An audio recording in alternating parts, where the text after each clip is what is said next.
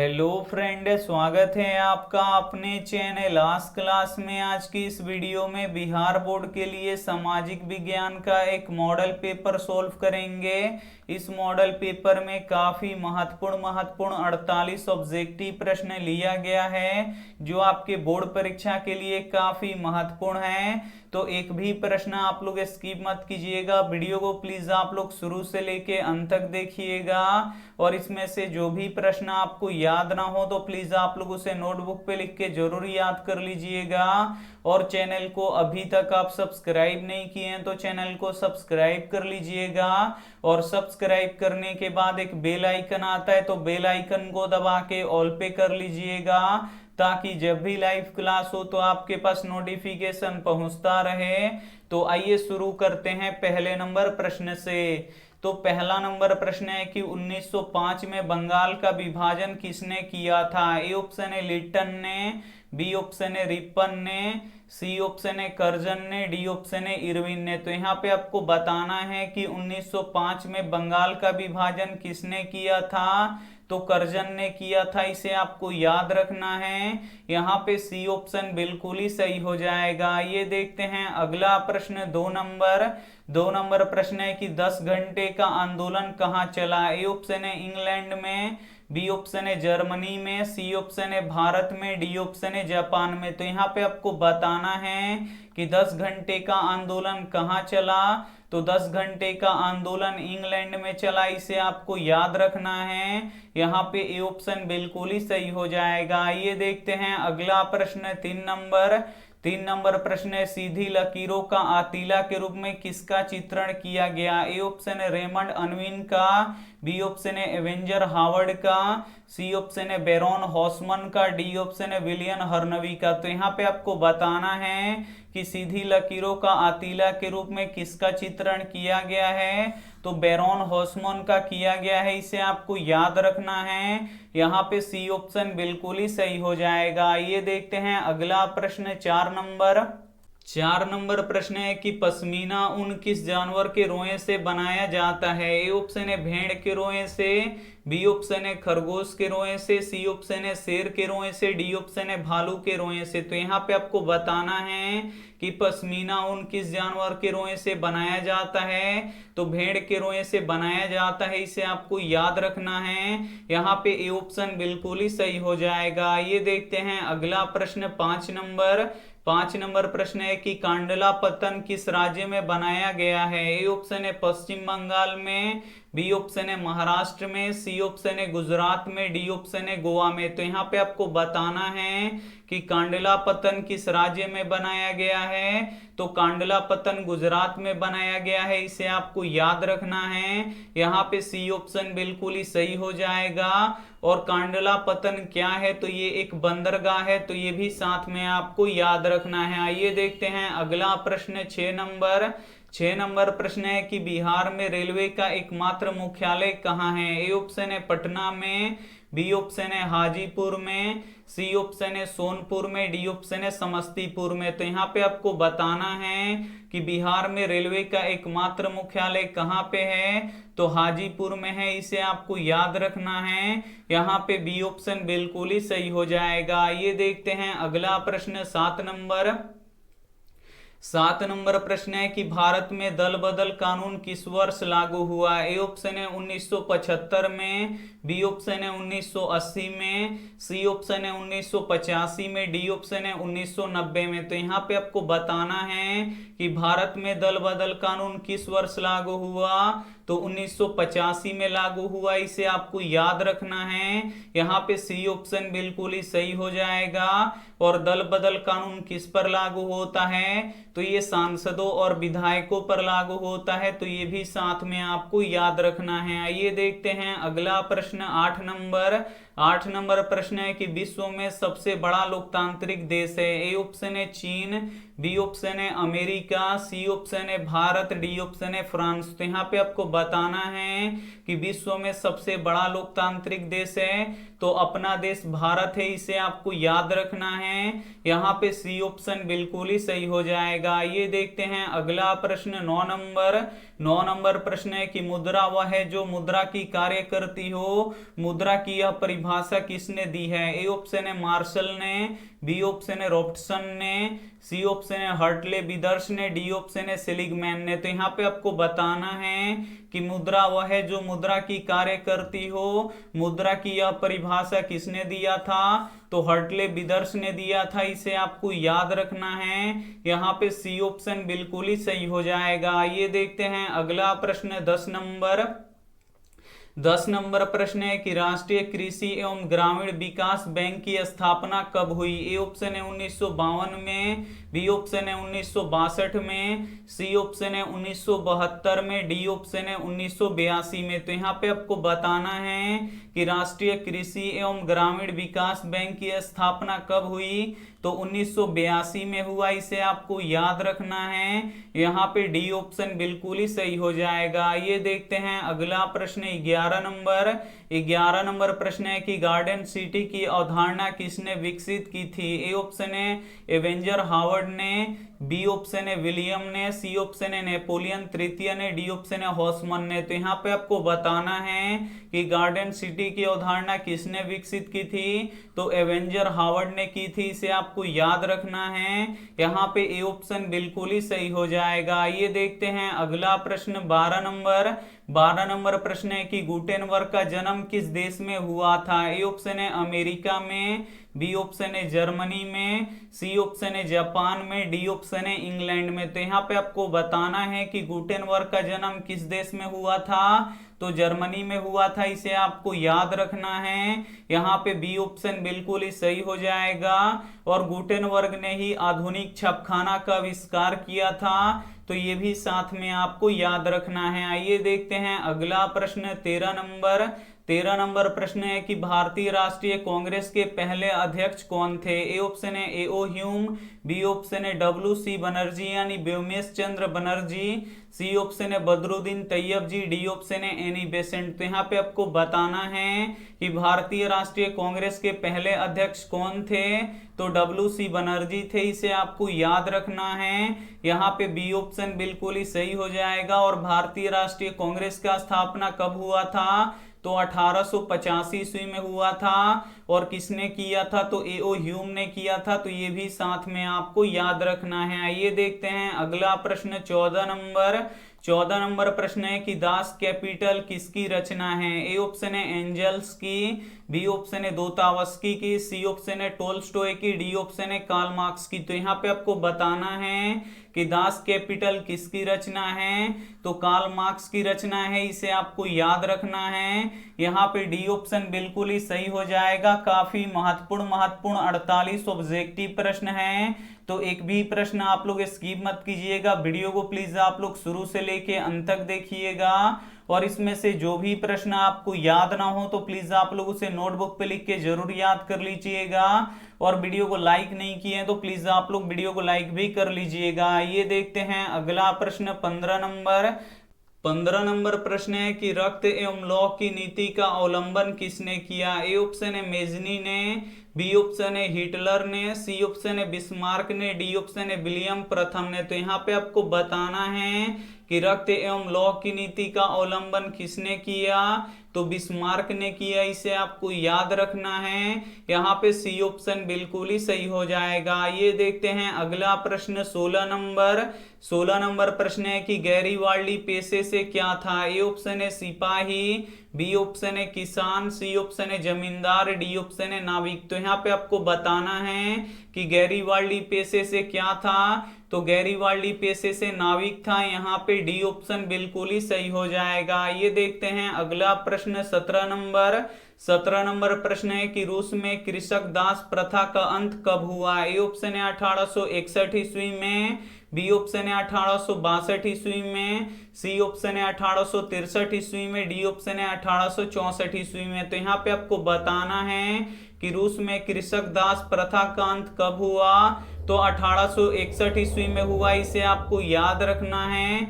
यहाँ पे A option बिल्कुल ही सही हो जाएगा। ये देखते हैं अगला प्रश्न 18 नंबर प्रश्न है कि the history of the loss of Vietnam किसने लिखा? ए ऑप्शन है हो ची मिन्ह ने, बी ऑप्शन है फान बोई चाउ ने, सी ऑप्शन है कुआंग ने, डी ऑप्शन है त्रिथु ने। तो यहाँ पे आपको बताना है कि the history of the loss of Vietnam किसने लिखा है, तो फान बोई चाउ ने लिखा है, इसे आपको याद रखना है। यहाँ पे बी ऑप्शन बिल्कुल ही सही हो जाएगा। ये देखते हैं अगला प्रश्न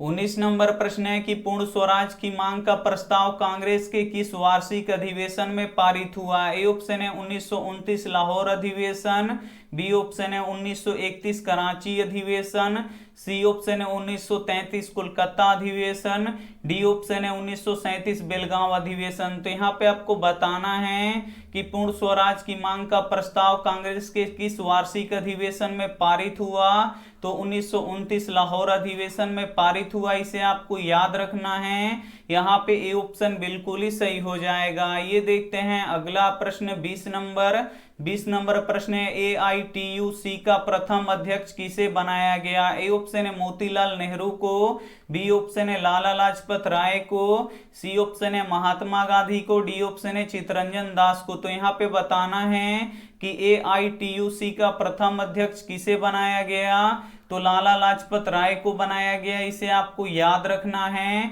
यहाँ पे बी ऑप्शन बिल्कुल ही सही हो जाएगा। ये देखते हैं अगला प्रश्न 21 नंबर प्रश्न है कि काली मृदा का दूसरा नाम क्या है। ए ऑप्शन है बलुई, बी ऑप्शन है रेगून, सी ऑप्शन है साल, डी ऑप्शन है पर्वतीय। तो यहाँ पे आपको बताना है कि काली मृदा का दूसरा नाम क्या है, तो रेगून है, इसे आपको याद रखना है। यहाँ पे बी ऑप्शन बिल्कुल ही सही हो जाएगा। ये देखते हैं अगला प्रश्न 22 नंबर प्रश्न है कि भारत के किस राज्य में वन का सबसे अधिक विस्तार है। ए ऑप्शन है केरल में, बी ऑप्शन है कर्नाटक में, सी ऑप्शन है मध्य प्रदेश में, डी ऑप्शन है उत्तर प्रदेश में। तो यहाँ पे आपको बताना है कि भारत के किस राज्य में वन का सबसे अधिक विस्तार है, तो मध्य प्रदेश में है, इसे आपको याद रखना है। यहाँ पे सी ऑप्शन बिल्कुल ही सही हो जाएगा। ये देखते हैं अगला प्रश्न 23 नंबर प्रश्न है कि किस राज्य में खनिज तेल का विशाल भंडार है। ए ऑप्शन है असम में,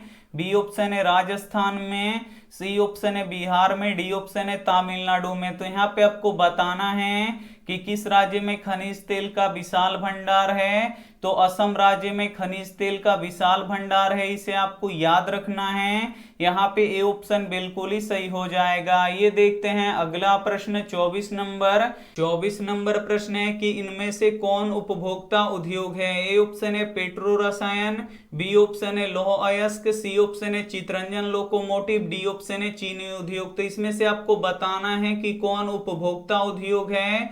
तो जो चीनी उद्योग है ये एक उपभोक्ता उद्योग है, इसे आपको याद रखना है।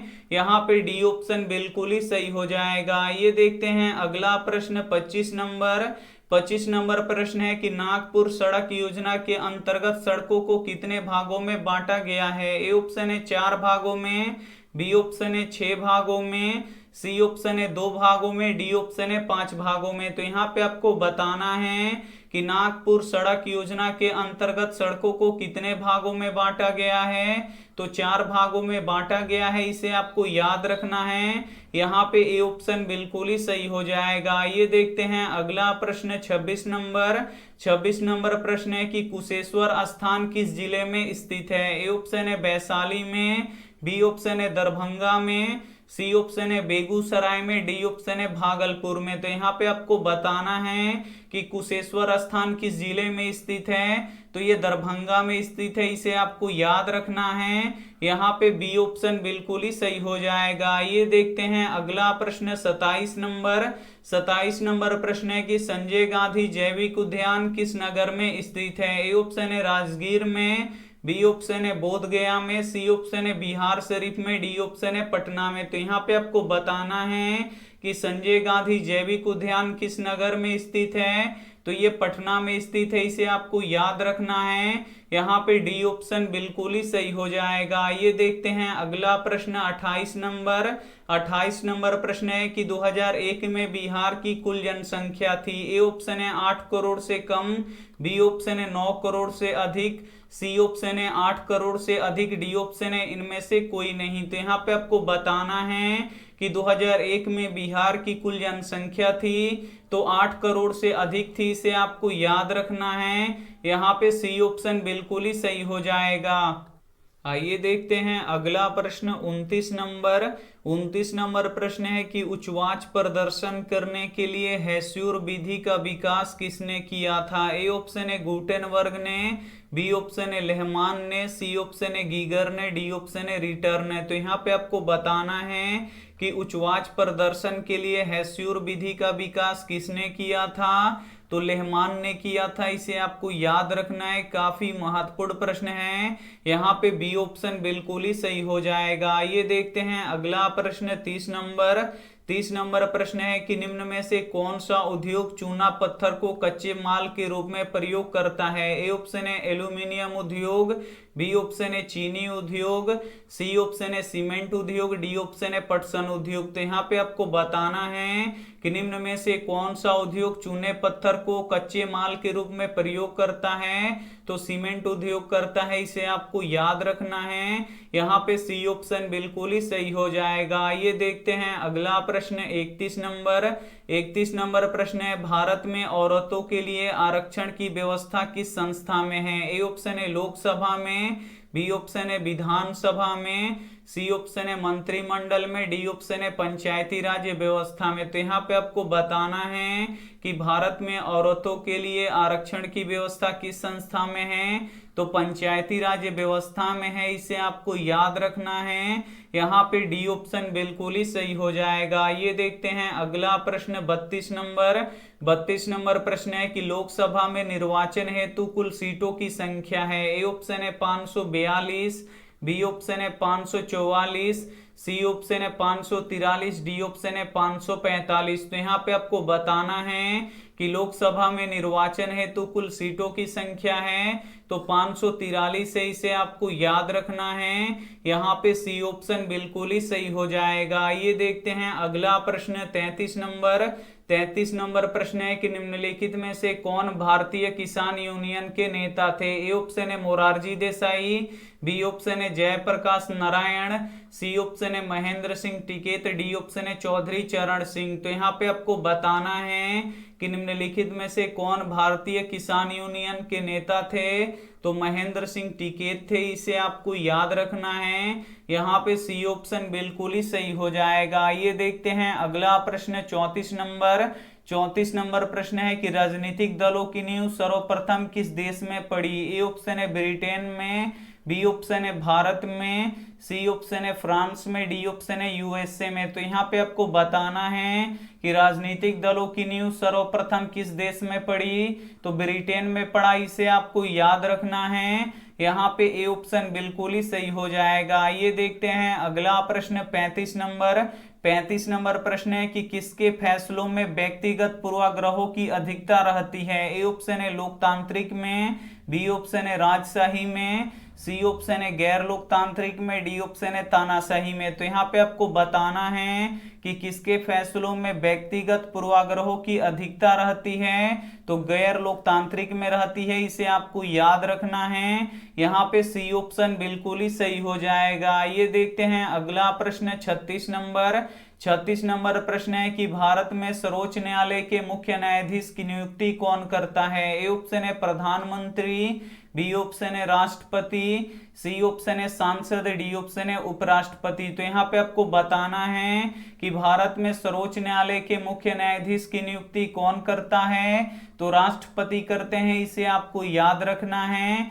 यहाँ पे बी ऑप्शन बिल्कुल ही सही हो जाएगा। ये देखते हैं अगला प्रश्न 37 नंबर प्रश्न है कि निम्नलिखित में से किसे विशेष राज्य का दर्जा प्राप्त था। यहाँ पे था होगा, यहाँ पे आपको बताना है कि निम्नलिखित में से किसे विशेष राज्य का दर्जा प्राप्त था। ए ऑप्शन है बिहार को, बी ऑप्शन है आंध्र प्रदेश को, सी ऑप्शन है जम्मू कश्मीर को, डी ऑप्शन है गुजरात को। तो यहाँ पे आपको बताना है कि निम्नलिखित में से किस राज्य को विशेष दर्जा प्राप्त था। तो जम्मू कश्मीर को प्राप्त था, लेकिन अब यहाँ इससे विशेष दर्जा छीन लिया गया है। यहाँ पे सी ऑप्शन बिल्कुल ही सही हो जाएगा। ये देखते हैं अगला प्रश्न